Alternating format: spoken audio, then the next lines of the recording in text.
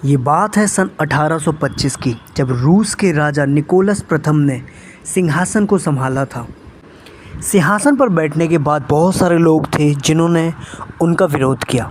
उसी में से एक व्यक्ति ऐसा भी था जिसने भीषण मात्रा में उनका विरोध किया था, जिसको निकोलस प्रथम ने बड़ी ही निर्ममता के साथ मृत्युदंड का आदेश दिया।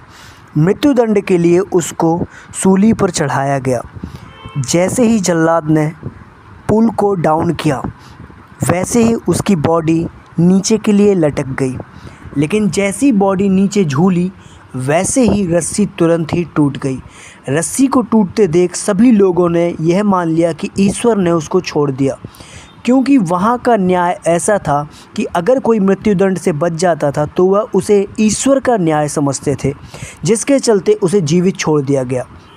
लेकिन जैसे ही वह जीवित हुआ, तुरंत उसने एक बात बोली कि देखो, रसिया के लोगों से तो रस्सी भी बनाते नहीं बनती।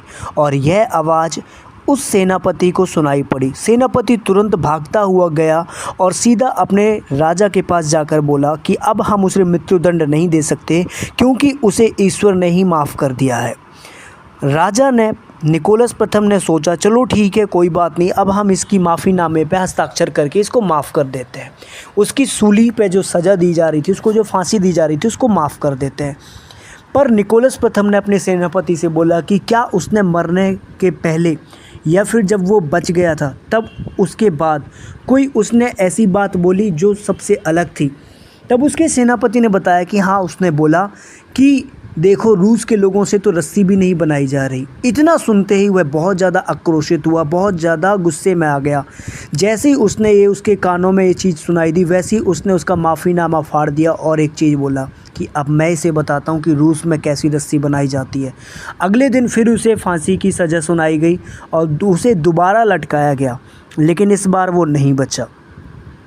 इस कहानी से हमें ये सीख मिलती है कि जितनी हमें ज़ुबान का इस्तेमाल करना चाहिए, उतना ही हमें करना चाहिए, क्योंकि पहली बार तो रस्सी ने उसे बचा लिया था, लेकिन दूसरी बार ज़ुबान ने ही उसे रस्सी में लटका दिया।